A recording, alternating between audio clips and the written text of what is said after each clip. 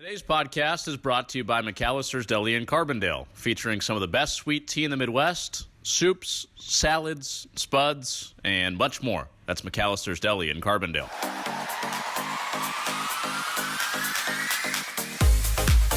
It's time to talk some soccer. Let's do it. Talk some beautiful game for the first time. I'm Connor Onion. Welcome back to the Saluki Standards Podcast. Yep, it's time for the Saluki Standards to go out to the soccer pitch. Grant Williams just wrapped up the inaugural year for Saluki Soccer, and quite a journey for Grant to get to the position that he's in now. 13 years as a Division I assistant, and lots of twists and turns that we'll learn about in this conversation with Coach Williams, including a stop in the Navy before he got into coaching full-time.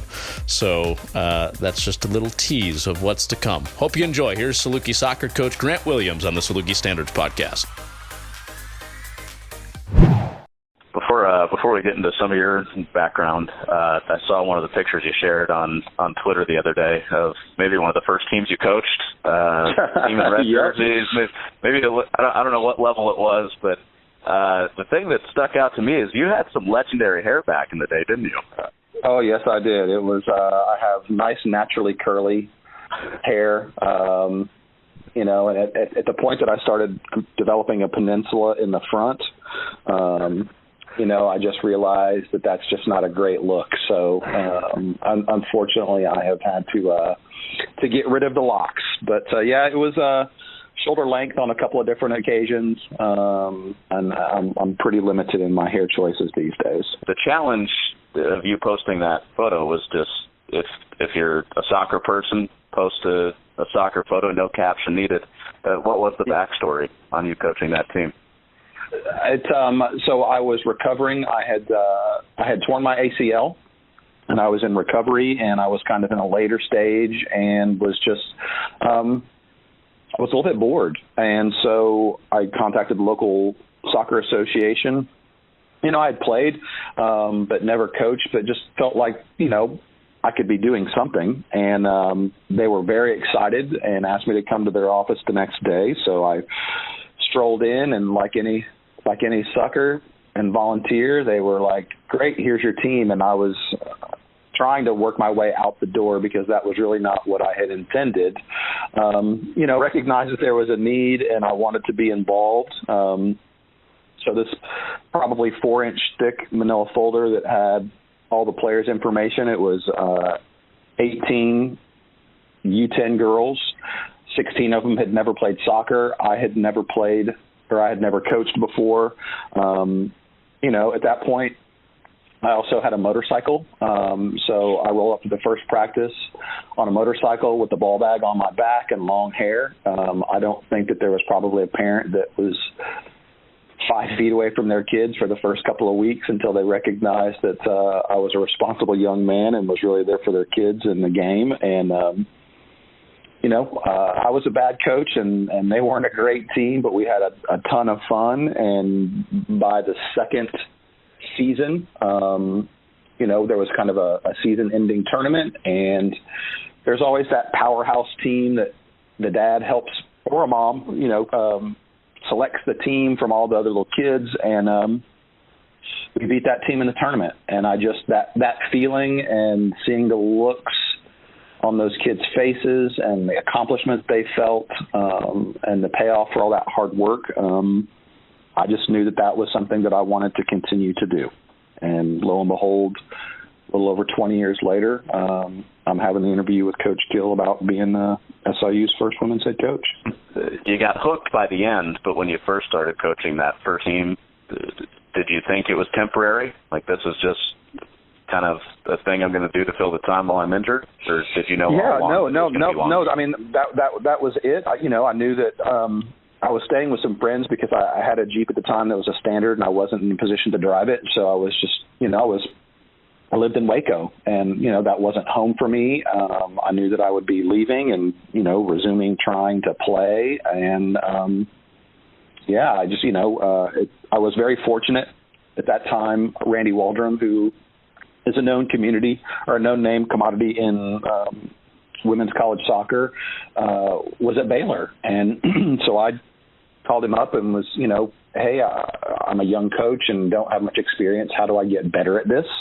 And he was nice enough to just invite me over to his office, and he and I chatted about soccer and what coaching education was about and how to find those resources and what some paths to pursue. And I don't know, it's probably 12, maybe about 10 years after that I was a Division I assistant, and I was working camp at Notre Dame, and he remembered, because as soon as I mentioned the hair, he remembered that conversation, and then it was he was back in the college game after a little stint with the Houston Dash on the pro side, and I was at a recruiting event, and it was just I had to go say thank you. I appreciated the kindness and his desire to pay it forward and help a young coach with some good advice.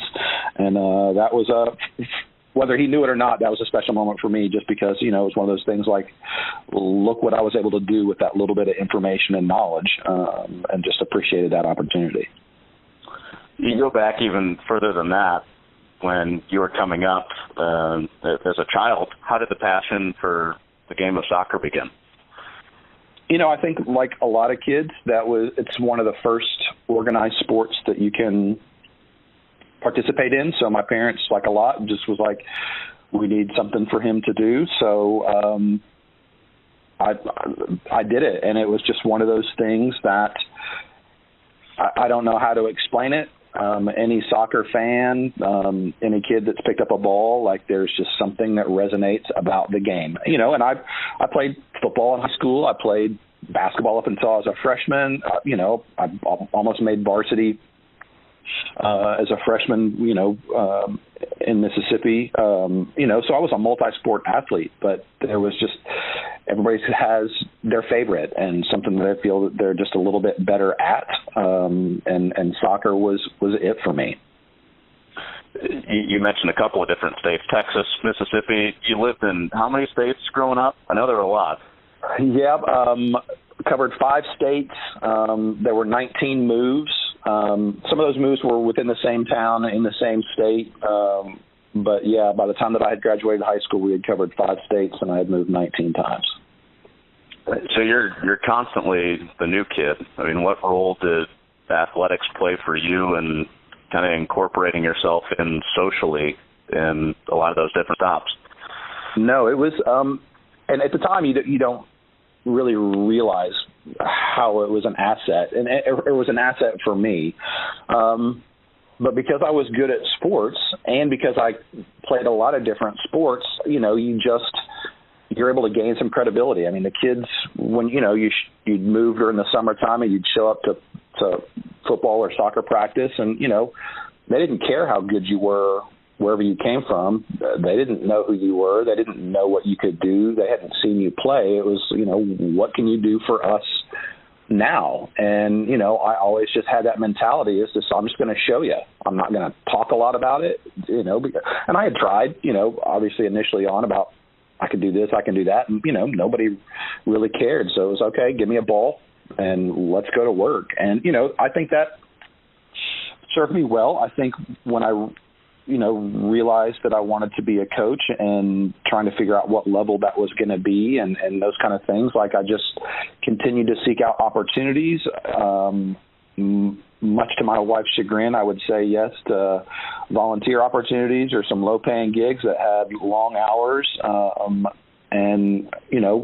She stuck in there while I kind of made my way and paid my dues. But I think that mentality and that experience kind of helped me get to where I'm at today. Did you meet your wife on one of those stops, or was it later? It was later. It was when I wound up in Bowling Green, which is where I had my first kind of I say real coaching opportunity. That was a real coaching opportunity, and youth coaching is. But at the time, it was the highest level. So I had been working out with Bowling Green High School in Bowling Green, Kentucky, ahead of going back to my own preseason. And at that point, I was a non-traditional student. I knew that the national team wasn't calling. I knew that Milan, my favorite professional team, wasn't just a phone call away. At that point, I was pursuing a college experience to just benefit and well-round my experience as a player. But the high school at that point then needed a coach kind of right before the season started. And I made a financial decision to pay $1,200 at the time in tuition versus $12,000 where I was at Concordia Lutheran in Austin. And at that point knew that if I had a coaching opportunity, that was what I wanted to do. So I wound up staying in Bowling Green. My side hustle at the time was working in a restaurant, and a new restaurant in town opened, and Elaine and I got to work together. And I knew within 2 weeks that she was the one for me, and it took me about a year to convince her that I was the one for her. But we are this September will be our 21st wedding anniversary. Wow! Congratulations. Thanks, amazing. I appreciate that. Yeah. I was going to ask you, was it love at first sight for her? But sounds like you've been asked that before. Well, it's she had a pretty serious boyfriend at the time, and I think that helped benefit both of us because we actually became really good friends, and the relationship kind of just allowed that friendship and trust to develop. And it was funny because, when the opportunity to start dating was starting to kind of present itself, I was just like, you got to, consider me as, going out. And she was just kind of a little bit leery at that point. I had long hair and the motorcycle, and she was maybe a little skeptical. But I told her, I was like, you got to come watch me coach. If you feel like maybe I'm I don't know what the right word to describe, but if you feel like you need to see some substance, come watch me work with the kids and do those kind of things, and that actually helped. I also think that benefited us because from the time that we were together, she knew that I wanted to be a coach, and knew that was on board with helping me pursue wherever that was going to take us. Before Bowling Green and before you meet your wife, after high school, you spend several years in the Navy. Why'd you decide to go that route? I was playing high school, and I was playing at a decent level in Dallas. I was set to go as a walk-on at North Texas. And, I thought that I kind of knew what my path was going to be. And unfortunately, my parents started to get divorced during my senior year. And, I was going to need some support as I went there. And, I just didn't know, and I wanted to be self-sufficient, and I just didn't know that I was going to be able to do that given that scenario. So I knew, that would be an option for me. And, my family has a history of serving, and that was something that I didn't hesitate to do and looked forward to the opportunity. But, when the opportunity, when my enlistment ended, I still had the bug. I wanted to play. I wanted to kind of finish that chapter that kind of got interrupted a little earlier. And like a lot of things, it works out better than you anticipated if you'll just go along for the ride. What was your role when you were serving? I was a nuclear engineer, electrical engineer. So I was responsible for the monitoring and distribution of the electrical load created by a nuclear power plant. Wow. That's obviously heavily mental. Is there more mental training that goes into performing that role, or are you still doing a lot of the physical training that some might expect when you enlist? No, that was, although there are, depending on what your job is in the Navy, there are obviously some very physical, but that is more of a mental exercise. There are a lot of education involved in becoming a nuke electrician. So that was more of the focus. When I was going through the enlistment process, I did really well on all of the examinations, and I qualified to be a nuke. And not many people are able to qualify for that program. So as they were showing me jobs that I qualified for, they were all very technical. They all had good rate and good benefits. So I picked that one. What I found out after I was in the Navy is I actually qualified for every job that the Navy offered. If I wanted to go be a cook, I could have been a cook. So, there's a little bit of selective opportunities that they showed. I tried to cross-rate when I was in the Navy. I actually enjoyed the DC and firefighting, damage control and firefighting, but they had invested a ton of money in my education, so that wasn't really going to be a career path going forward. So you just kind of ride it out, and when my enlistment was up, it was time to do something new. Was there ever a thought of, say, working for NASA or anything like that? There is a lucrative side to being involved in that, but it was just I was passionate about my country, and I was passionate about serving. I was not passionate about that particular job. I'm glad that I followed my heart instead of my head as far as what I wanted to do. For a job. I was just fortunate enough to kind of have that wisdom to try to marry the two. That could I find a way to make a living at something that I am in love with and passionate about every day.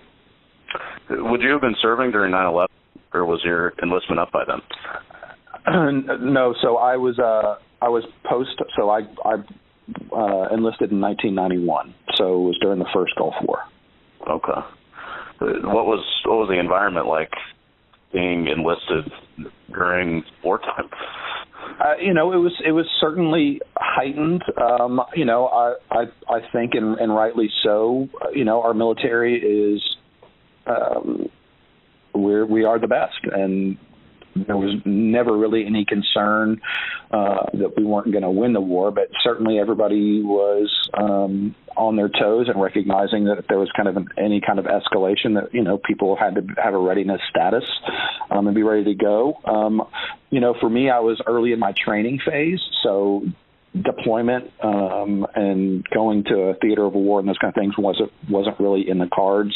And then by the time that I was eligible to go to see, the conflict was really kind of winding down from that standpoint. But, it was something that was in the back of your mind, as you knew that was always a possibility that, you signed up and you'd be ready to go if that was kind of what was in cards for you.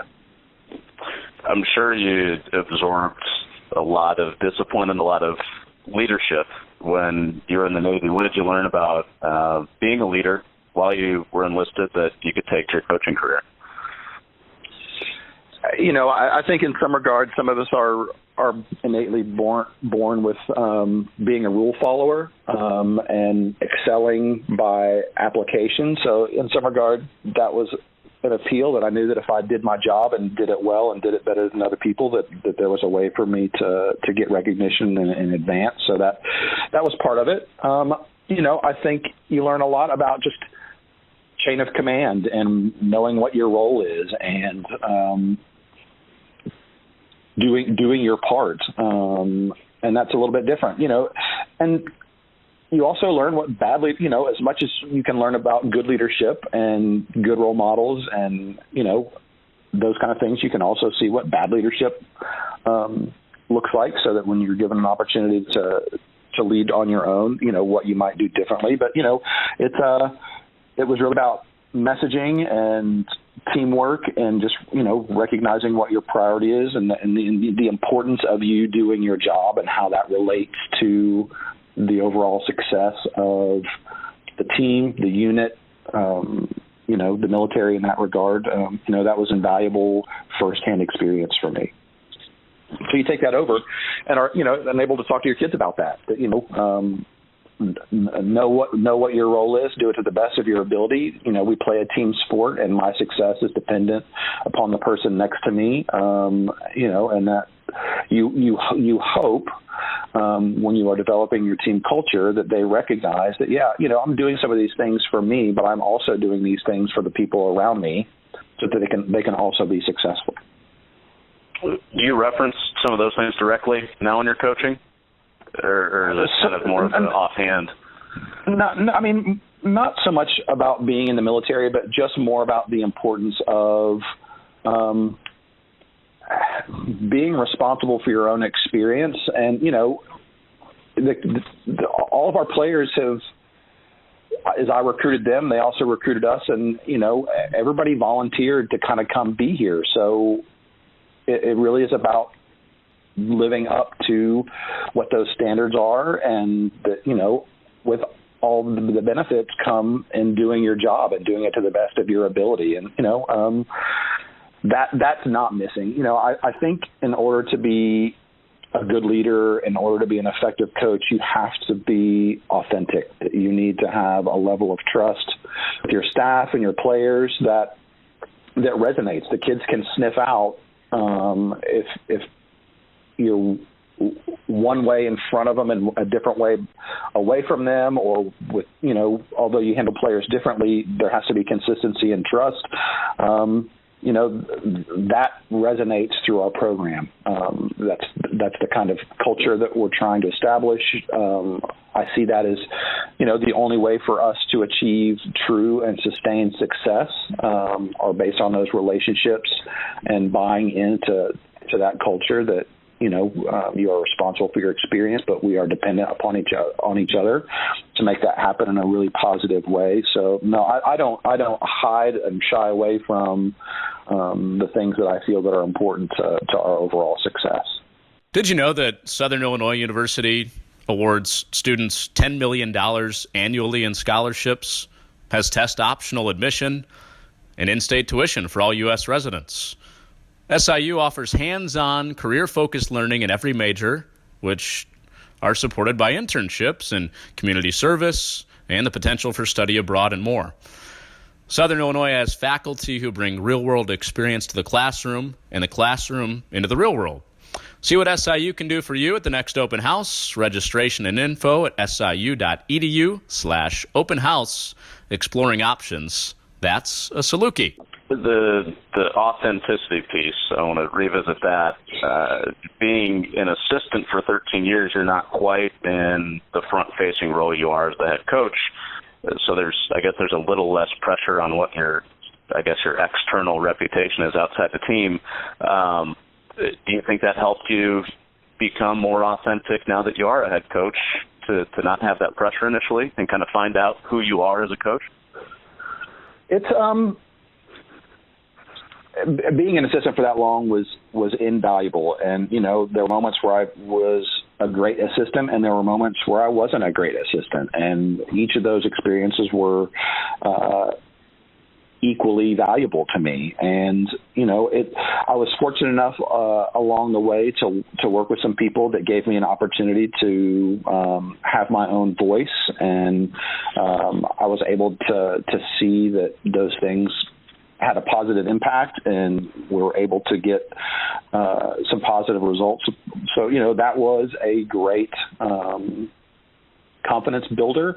And, yep, my ideas work, those kinds of things. The thing that you don't have the opportunity to do as an assistant is really kind of control the messaging and, building the culture. So, each head coach has a different idea about, everything, training, discipline, what kind of relationships do you have with your players, all those things. And, your job as the assistant is to be an asset in helping the head coach realize what their message is and how to get the players to do that.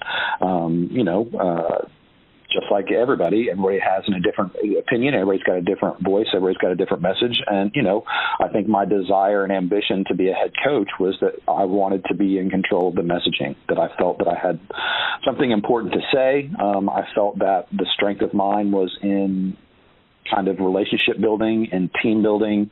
And that, the only way to really kind of make that happen is to be a head coach. How did some of those messages of relationship building and team building come out when you were an assistant? A lot of it had to do with trying to, with individual tasks that, you were given. Some of those things were in trying to help a team develop, if they were going to have a motto or, something that they were going to try to get behind from a messaging. So, trying to help the kids articulate and work through the mental gymnastics of how do we come up, what's important to us. Once we can identify what's important to us, we need to come up with a very specific definition of what that is. And then how does that play itself out? So in some regard, I was a facilitator in those conversations. So, that was beneficial to me in trying to find a way to help players kind of realize, how to own their experience and have a good experience in college soccer. How confident were you that the head coaching opportunity eventually would come after all those years as an assistant?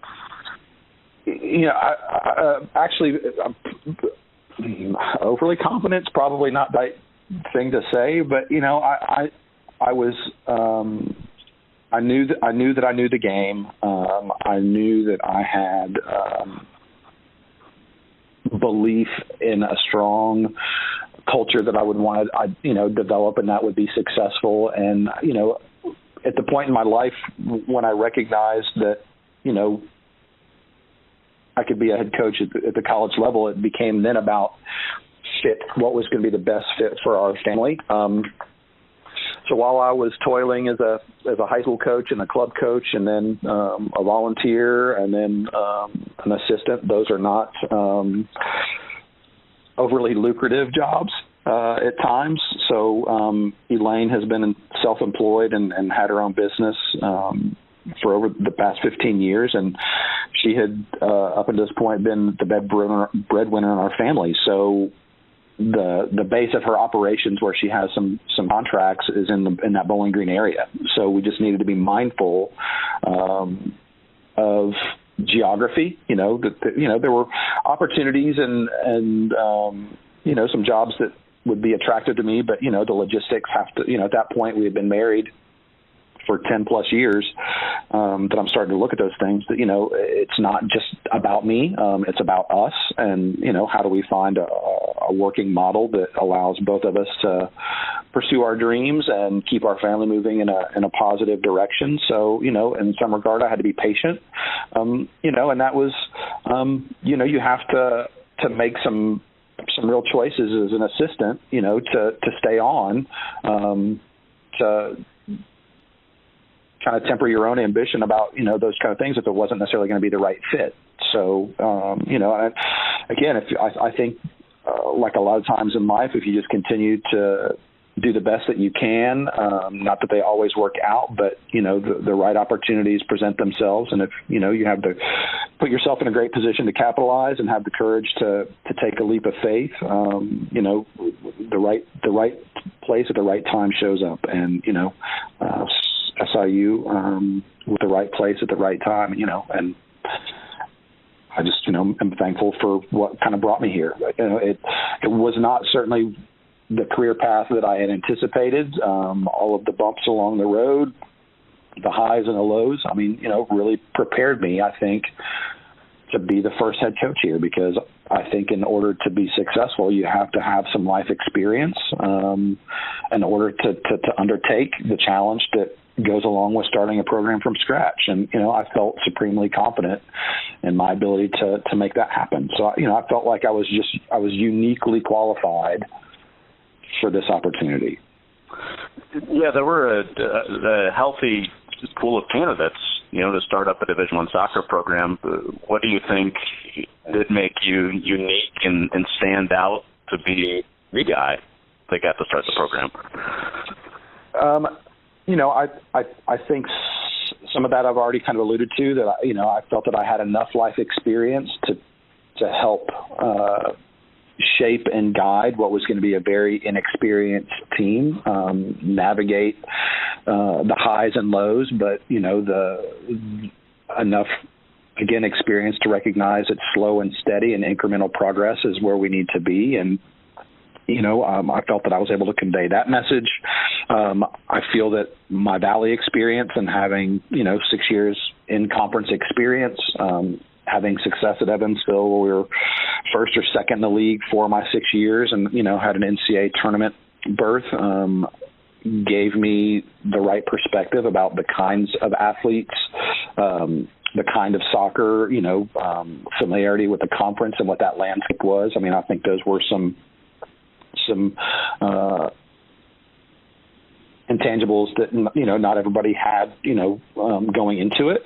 I think there's also just a little bit of luck. You need some things to kind of break your way. I think that there were people that were necessarily interested in this job, but when they started to kind of look at the metrics that, that it wasn't going to be fully funded from a scholarship perspective, there was, just all of the kind of metrics. They just didn't necessarily see that this was some place that they wanted or could be successful. And, I saw just the opposite. I saw that this would be a place that you absolutely would be successful. And,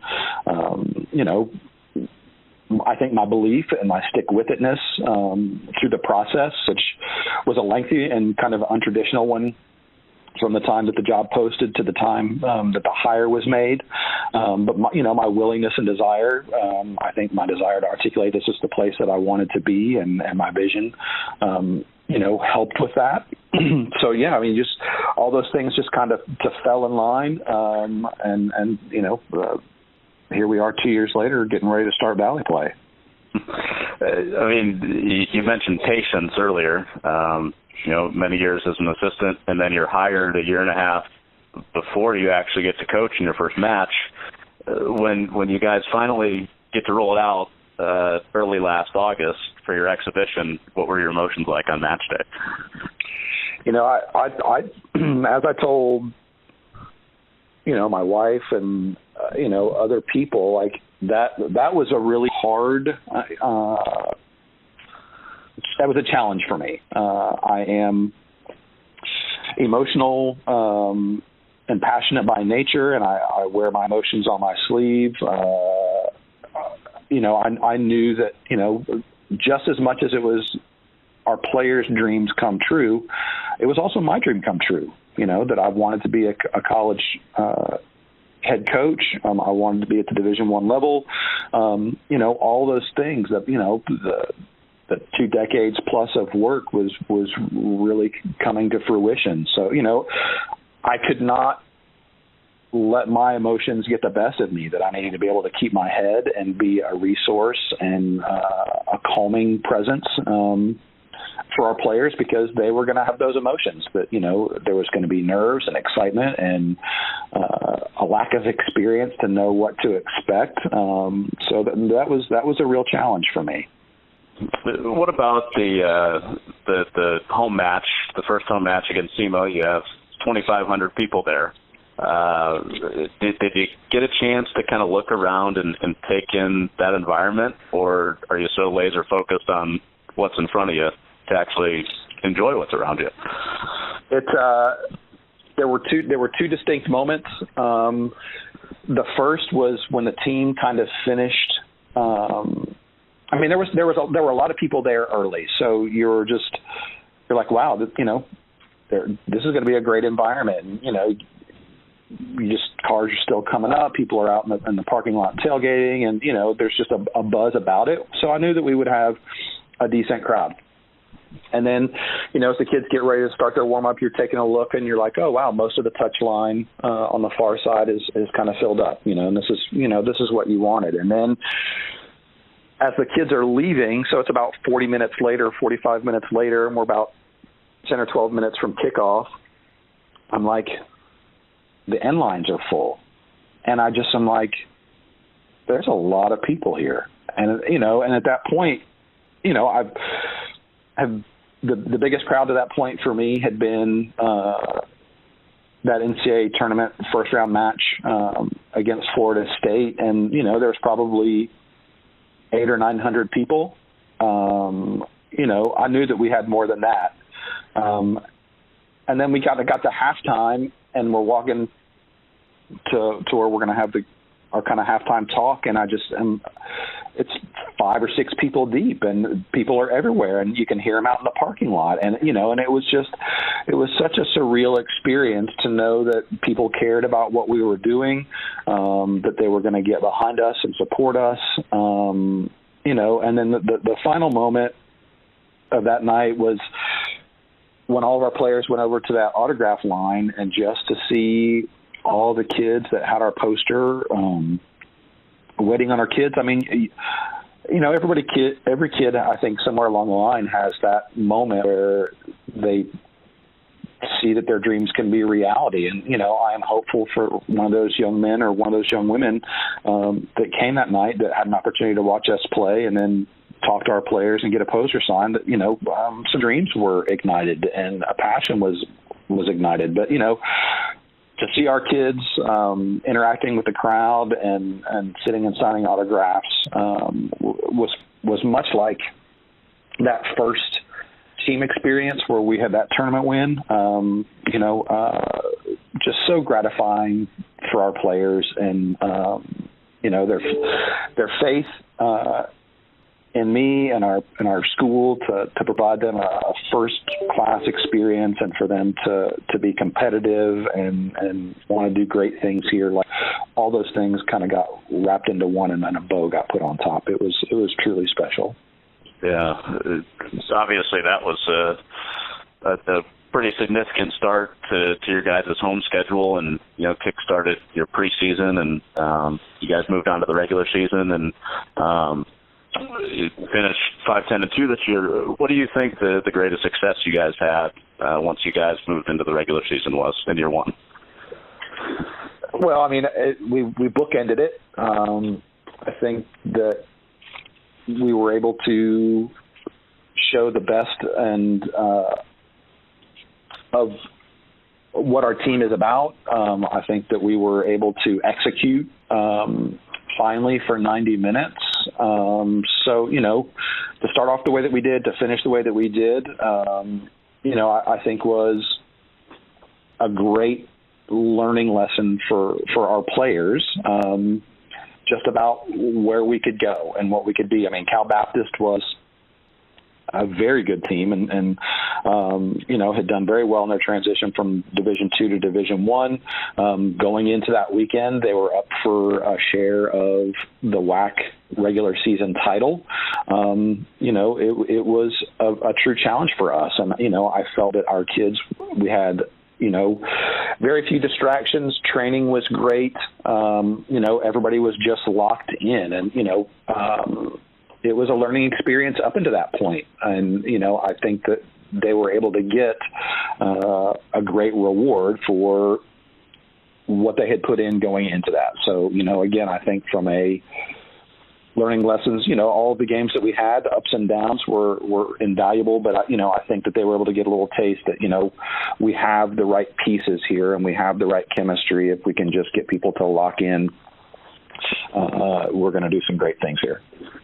You'll go into the Valley this year, given that there is a season as scheduled. Obviously, you're very familiar with the league, being at Evansville for a while.